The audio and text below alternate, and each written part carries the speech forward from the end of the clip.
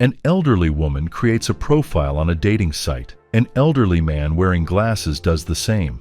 They start chatting online, but both hide their bad habits and slightly embellish the truth about themselves. The couple arranges a date and meets at a cozy restaurant. The man introduces himself as Brian, while the woman calls herself Estelle. They both look very nervous at first, but quickly hit it off and soon begin sweetly flirting with each other. Brian confesses that his real name is Roy Courtney, and Estelle reveals that she's actually Betty McLeish. After the date, Betty is picked up by her grandson, but she wants to see this charming man again. That evening, Roy heads to an exclusive private club, and we find out that this elderly man is actually a notorious English con artist. He runs various illegal schemes and makes good money, as he's a skilled manipulator of people. Roy and Betty go to the cinema together, but after the film, Roy's knee hurts so badly that he nearly collapses onto a bench. Betty takes the man's arm to steady him. Roy meets with his business partners and pitches a new deal, buying real estate in the Caribbean.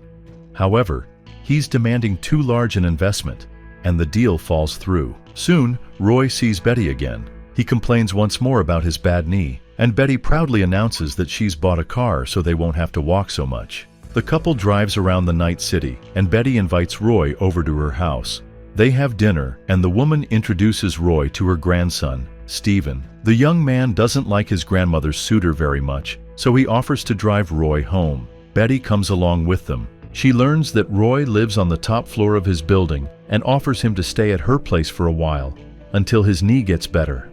At first, Roy refuses, but he plays the part of a miserable, limping old man so convincingly that Betty insists on taking him home and sets up a separate room for him. Roy takes an interest in exploring his new neighborhood. He overhears Betty arguing with her grandson. Stephen is unhappy that his grandmother has let a barely acquainted old man move in with her. The thing is, Betty is a wealthy woman who used to work at Oxford, while Roy remains a complete mystery. Stephen drives Roy to the hospital. The man claims he needs to visit a gravely ill friend. As soon as Stephen leaves, Roy stops limping and walks confidently to yet another meeting with his business partners.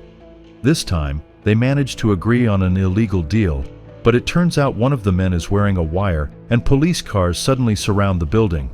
All the fraudsters scatter through the premises, hoping to hide from the cops. Roy and his business partner Vincent burst out laughing. It turns out they staged the whole scene in order to make even more money. The supposed spy and the police were all actors working for the wily old con man. In the evening, Roy has dinner with Betty and Stephen. The main character has a scar on his neck. At first, he claims he was in the war and sustained a serious injury, but then admits that he simply cut himself shaving. The next day, Roy meets with Vincent. They're delighted that they managed to fool their investors and begin discussing a new scheme. Roy goes to see his accomplice, a Polish butcher named Vlad. The man wants a bigger cut from their successful deals, demanding an equal share of the profits rather than a small commission. Unfortunately for Vlad, instead of extra money, he gets his hand smashed with a hammer, and not just his hand.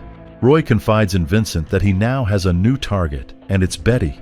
She's incredibly wealthy, and also very kind, compassionate, and sweet, making her an easy mark for a scam. Roy introduces Betty to his friend, telling her that Vincent is his personal lawyer. The main character claims he wants to draw up a will and leave all his possessions to Betty. Roy and Vincent encourage Betty to open a joint offshore investment account. They claim that, with it, she could double her entire fortune in just 5 years. Obviously, Roy's real plan is to steal every last penny from Betty. The woman admits that her assets amount to about £2 million sterling, so she needs to think carefully before making such a serious decision. That evening, Roy goes into Betty's room and tries to hug her. The man says that he's developed romantic feelings for her, but the woman brushes it off with humor. At night, Betty spots a strange figure near the house. She calls for Roy, who goes outside to check, but the stranger is already gone. Roy tells Vincent that he doesn't know who it was, but he's seen a suspicious silver Audi near Betty's house several times. Roy and Vincent again try to convince Betty to open a joint investment account. At that moment, Stephen shows up and calls Roy a con man. Betty is deeply upset by her grandson's behavior. Roy tries to convince the youngster that he's the most honest man in the entire world. Betty confesses that she dreams of traveling and visiting Paris, Venice, and Berlin. Roy suggests that they should go somewhere by the sea instead, but Betty suddenly has a mild heart attack. Roy calls her doctor, who tells him it was another mini-stroke. If Betty doesn't take her medication and watch her lifestyle, she might not live until the end of the year. To cheer Betty up, Roy agrees to travel with her to Berlin. Betty buys her gentleman friend a new hat and an umbrella. As they leave the shop, one of the investors Roy had previously swindled spots them. The main character sees him too, so he asks Betty to go for a walk while he slips away to the metro station. The defrauded investor follows the old man, shouting that he's going to tell Betty everything. On an empty platform, Roy pushes the angry investor onto the tracks in front of an oncoming train, hands his coat to a street musician, and calmly rides the escalator up to leave the metro as quickly as possible. He buys himself a new overcoat and returns to Betty. The next day, the protagonists fly to Berlin. There, they're met by Steven. They visit a history museum where the young man speaks a few sentences in German. Roy understands perfectly well what Steven is saying, but pretends not to know the language. After their outing, Betty seems rather nervous. She admits that she fell and injured her hands. Roy cleans and treats her wounds. The next day, Steven drives Betty and Roy to an old apartment. The youngster claims that Roy Courtney once lived here. It turns out that the main character is not who he claims to be. The real Roy Courtney, a soldier in the British Army, died in Berlin after World War II.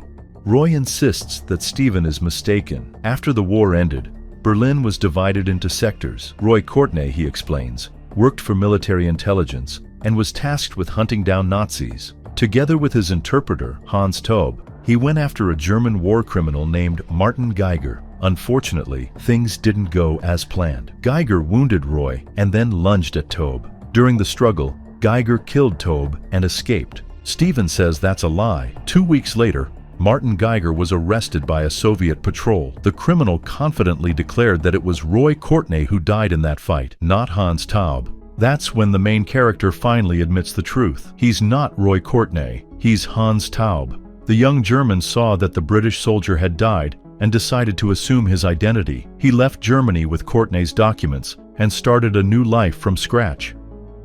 Steven is furious, but Betty believes that Roy hasn't really done anything wrong, so she forgives the man for his deception and goes back home with him.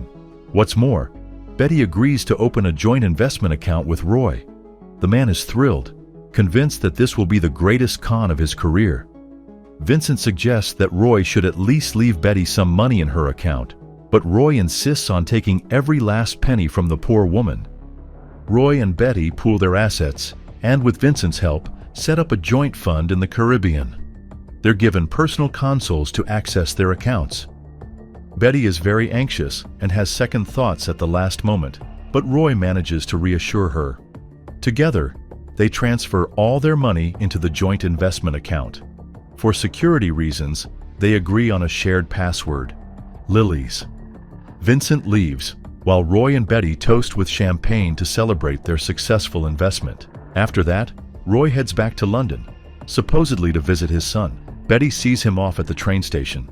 The man declares his love for her and pretends that he doesn't really want to leave. Back in his London flat, Roy pours himself a drink and then decides to check his account balance. But when he looks in his bag, he discovers that the special console granting him access to their joint financial account is missing. Roy tries calling Vincent, but his partner doesn't answer.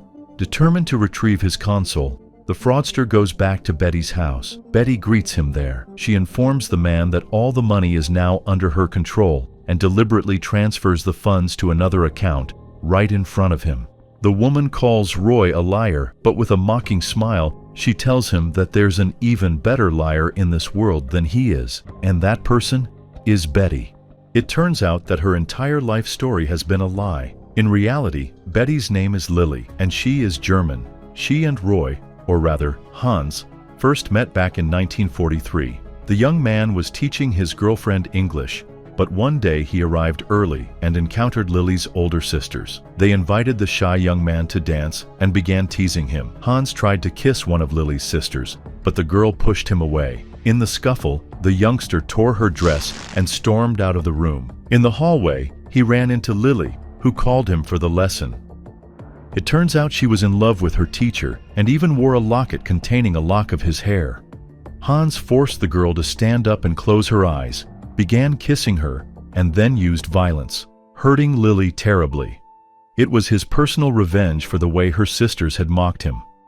Lily's parents found out what had happened and forbade Hans from ever setting foot in their house again. Enraged, the young man turned Lily's father into the authorities as a traitor to the homeland. Soon, the man was sentenced to death. Lily's mother couldn't bear the tragedy. Lily's family lost all their possessions and fell into poverty. The protagonist's sisters eventually became victims of one of the many air raids. To survive, Lily was forced to do terrible things. After the war, the woman moved to England. She knew all the details of Hans's cunning scheme from the very beginning and played the role of a naive old lady to perfection. On that day in Berlin, when she supposedly fell and hurt her hands, Lily had actually returned to her childhood home and retrieved the old locket containing a lock of Hans's hair from its hiding place. She compared it with Roy's hair and confirmed through a DNA test that they were indeed the same man. Lily bribed Vincent, and he betrayed his partner without a second thought. By the way, Stephen wasn't actually Lily's grandson, but a close friend of her large family. He was the one who helped the woman uncover Hans's entire criminal past. Even the doctor who spoke about mini-strokes was a plant. Roy falls to his knees in front of Lily, lying that he loves her. Having taken nearly all the offender's money, she is about to leave the house. Furious, Roy lunges at Lily, intending to send her to the afterlife. With great effort, the woman manages to fight him off and call for help. Two of the investors Roy had previously swindled appear in the house and demand that the fraudster return the money he stole from them. Betty, or rather Lily, walks out of the house as the vengeful investors pounce on the deceitful old man. We learn that Roy suffered a stroke. Now he can hardly speak or move. Lily lives surrounded by her large family, hosts lavish parties, and appears completely happy. Yet she still can't forget the horrors of her past.